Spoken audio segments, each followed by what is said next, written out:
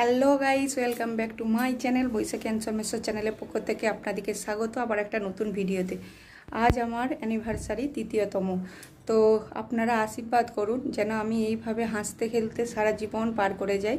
কি করে যে 3টে বছর পার করে হয়ে গেল সেটাই বুঝতে পারলাম না। দেখতে দেখতে 3টে বছর, এই তো সেদিনের কথা বিয়ে হয়েছে, কিন্তু 3টে বছর হয়ে গেল।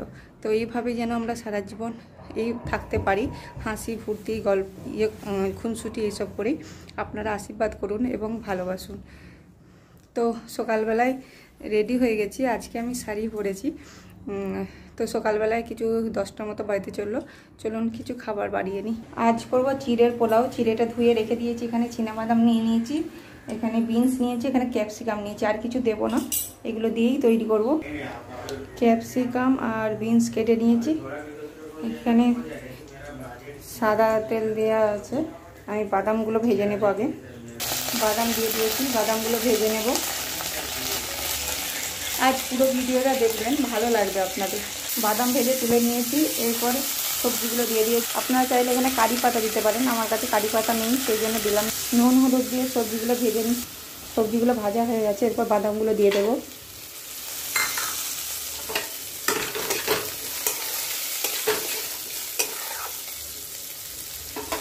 এরপর চিড়েগুলো দিয়ে দেবো। কতটা ঝরঝর হয়েছে দেখুন, জলটা ঝরিয়ে দিয়েছি চিড়েটা। ওটা মিশিয়ে দেবো। তৈরি হয়ে গেছে চিড়ের পোলাও, দেখতে কত সুন্দর হয়েছে দেখুন। আর আপনারা চাইলে কিন্তু কাঁচা লঙ্কা কুচিও দিতে পারেন, আমি দিলাম না, সকালবেলায় ঝাল ঝাল খাবে না বলে। খাবার বেড়ে নিয়েছি, খাবারটা খেয়ে নিই। ভাত ডাল হয়ে গেছে, তো বাকি রান্নাবান্নাগুলো এসে করব।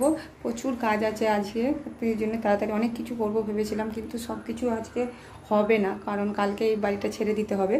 সেই জন্যে গুছানো গুছানি আছে, আর তত কিছু রান্না হবে না। যেগুলো দরকার সেগুলো করছি সিম্পল। তো রান্নাবান্না যে ডালটা হয়ে গেছে নামিয়ে দেবো। কাজে গিয়েছিলাম, কাজ থেকে চলে এসেছি, আবার রান্না করতে আরম্ভ করে দিই। এখানে মাছটা ভেজে নেব।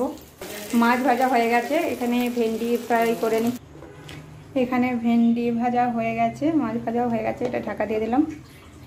এরপর করব কুমড়ো পুঁই শাক। তেজপাতা 5 ফোড়ন দিয়ে দিয়েছি, আদা বাটা জিরে বাটা আর ধনে বাটা দেওয়ার পর কুমড়ো পুঁই শাক আর আলু একসাথে দিয়ে দিই। নুন হলুদ দিয়ে কষা হয়ে গেছে, এরপর জল ঢেলে দেবো। সেদ্ধ হয়ে গেছে, তারপর আমি অল্প পরিমাণে চিনি দিয়ে দিয়েছি, এরপর নামিয়ে দেবো। কুমড়ো পুঁই শাক হয়ে গেছে, এই যে পেঁয়াজ আর টমেটো ভাজা হয়ে গেছে, এরপরে মশলাটা দিয়ে দেবো। মশলাটা দিয়ে দিয়েছি, মশলাটা একটু কষার পর এরপর নুন আর হলুদ দিয়ে দেবো। এরপর মশলাটা কষে তারপর চিকেনটা ম্যারিনেট করে দিলাম নুন হলুদ আর টক দই দিয়ে। কষা হয়ে গেছে, এরপর তেলও বেরিয়ে গেছে, জল ঢেলে দেবো অল্প পরিমাণে, বেশি জল দেবো না, কষা কষা করবো, ডাল করেছি সেই জন্য। চিকেন কমপ্লিট হয়ে গেছে, তো কষা কষা টাইপের করেছি, এরপর গ্যাস বন্ধ করে দিলাম। রান্না হয়ে গেছে কমপ্লিট। রান্না করে বেরিয়ে পড়েছিলাম একটা কাজে, এখন বাড়ি ফিরছি। তো এখন প্রায় 4:30 মতো বাজতে চললো। তো এইখানটা সমুদ্রটা দিয়ে যাচ্ছিলাম, তো সেই জন্য আপনাদেরকে একটু ভিডিও করে দেখালাম। তো আমার মুখ চোখ দেখেই বুঝতে পারছেন যে প্রচণ্ড খিদে পেয়েছে, খিদের জেলায় আমি দাঁড়িয়ে থাকতে পারছি না, এতটা কষ্ট হচ্ছে। মুখটা দেখে মনে হচ্ছে না কতদিন খাইনি এরকম। তো সেই সকালবেলায় খেয়েছি আর খাইনি, সেই জন্য খিদে পেয়েছে। এখন প্রায় 5টার মতো বাজছে, তো খাবার বেড়ে নিয়েছি। রান্নার তো আপনাদেরকে রেসিপি দেখাইছি, আর কিছু দেখার নেই, এটাই খেয়ে নেব। এখন 5টার মতো বাজছে, প্রচণ্ড খিদে পেয়েছে, খিদের জ্বালায় মাথা তনিক ধরে গেছে। তো রাত্রেবেলায় একটু ছোটোখাটো আয়োজন করেছি, সেটা আপনাদেরকে দেখাবো, পুরো ভিডিওটা দেখতে থাকুন। রেডি হয়ে গেছি। তো এই শাড়িটা বিবাহবার্ষিকীর বর কিনে দিয়েছে।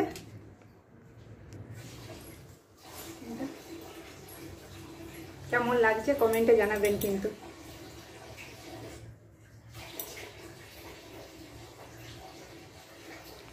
দাঁড়ার কেকটা নিয়ে একটু পোজ দিয়ে ছবি তুলে নিলাম, তারপর কেকটা নিয়ে চলে এলাম। আর কেকটাতে লেখা আছে আমার হাজব্যান্ডের নাম এবং আমার নাম। আমাদের দেখতে দেখতে 3 বছর হয়ে গেল বিবাহবার্ষিক।